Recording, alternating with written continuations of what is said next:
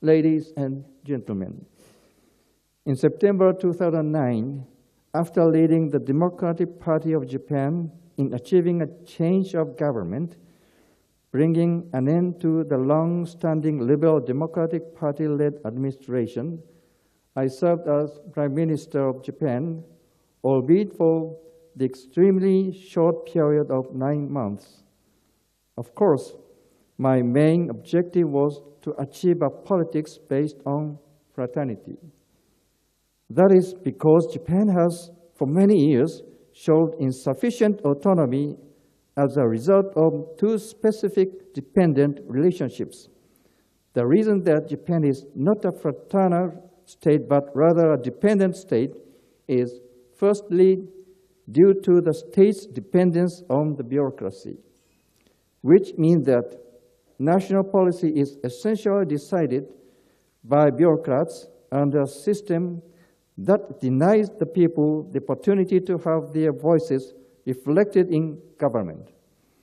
The second dependency is Japan's dependency on the United States, which means that Japan always has to show consideration for the United States' point of view when making important diplomatic decisions, which has led to the enactment of policies detrimental to Japan, such as the dispatch of the self-defense forces to Iraq. Therefore, I propose that Japanese politicians should take responsibility for their own policies to free Japan from dependence on its bureaucracy. I also advocated the vision of an East Asian community, stating that Japan should, while seeking an equal bilateral relationship with the United States, place increasing emphasis on its relationship with Asian countries, particularly our neighbors of China and South Korea. But unfortunately, the government's position on these issues has, since I left office, returned to the positions of the previous administration. However, I still believe that the right path for Japan is to create a nation based on the fundamental spirit of fraternity. Building the East Asian community is my dream.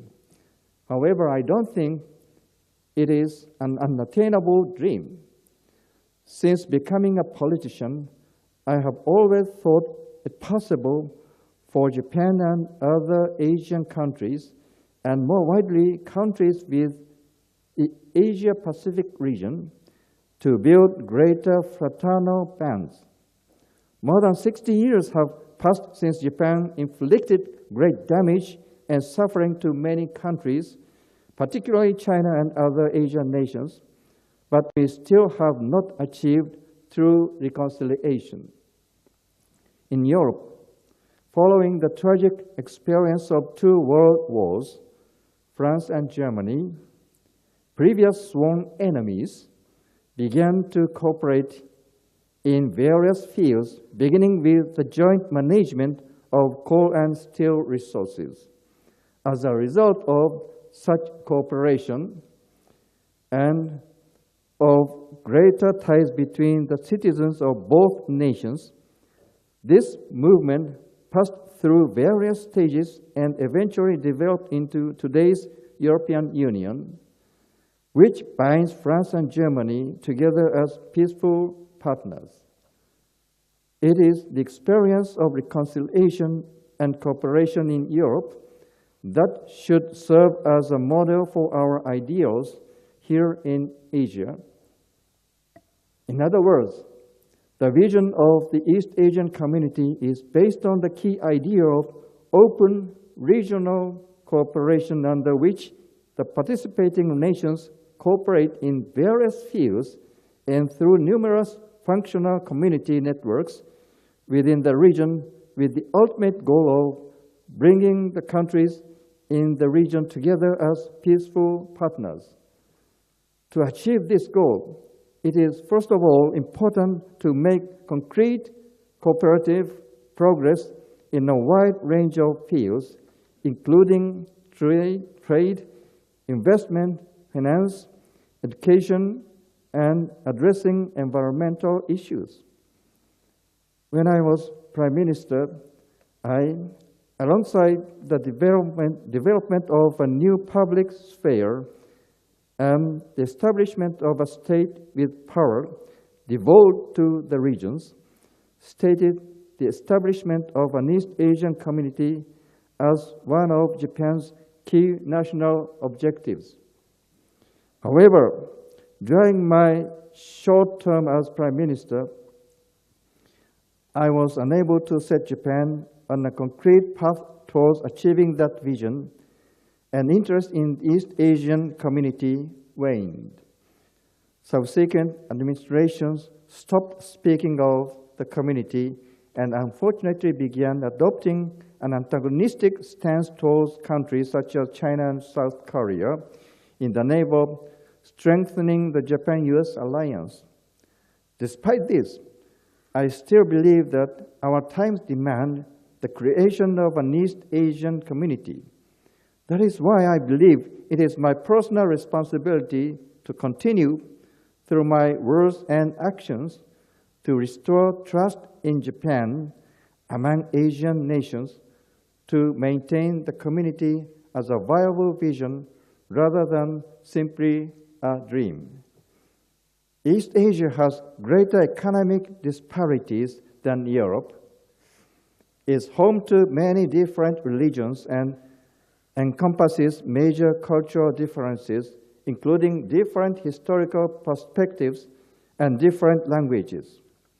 Therefore, some academics have argued that even if community-wide integration may be possible in Europe, it will not be possible in East Asia. However, I believe that it is these very differences that make the construction of an East Asian community a valuable enterprise. Rather than perceiving oneself and others, or mankind and nature, to be in position in the manner of Western dualism, Asian cultures tend to seek and emphasize commonalities. This approach has much in common with fraternity. To achieve this vision, we will need to build up trust in relationships between nations and between peoples in a variety of fields. We must be sure we resolve not to create an exclusive community that only includes countries with certain characteristics, or to create an economic bloc with the aim of opposing other regions.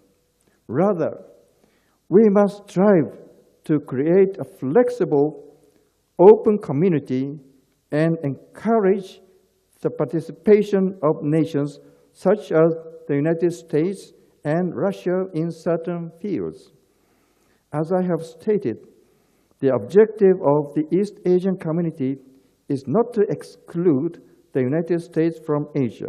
However, my vision for such community has been criticized by parties in the United States government who do not wish to see Japan exercise any autonomy in its relationship with the United States as an attempt to exclude the United States from Asia and move closer to China. A related issue is the values-oriented diplomacy proposed by the former Aso administration, which emphasized anarcho-freedom and prosperity. This policy's stated aim is to encourage alliances and cooperation between countries that share the values of democracy and capitalism, but it is actually an attempt for close relationships with the countries surrounding China in an attempt to isolate China. Such exclusionist diplomacy is not based on the principles of fraternity, and during my government I abandoned these ideas, but the government of Shinzo Abe appears to have revived the idea of anarcho-freedom and prosperity concept which is mutually incompatible with the vision for East Asian community. I am deeply concerned that these attempts to isolate China will actually result in the isolation of Japan. Ladies and gentlemen, as we work towards the creation of an East Asian community, cooperation is already underway in a number of fields.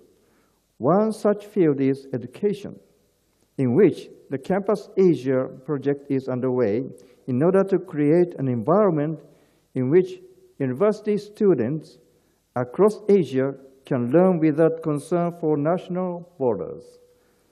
Campus Asia is the Asian version of the Erasmus scheme already operating in Europe. I proposed the scheme as Prime Minister in a summit between Japan, China, and South Korea, and the project is still in its early experimental stages, but we have already achieved the mutual recognition of credits for specific courses at 10 universities in each of the 3 countries.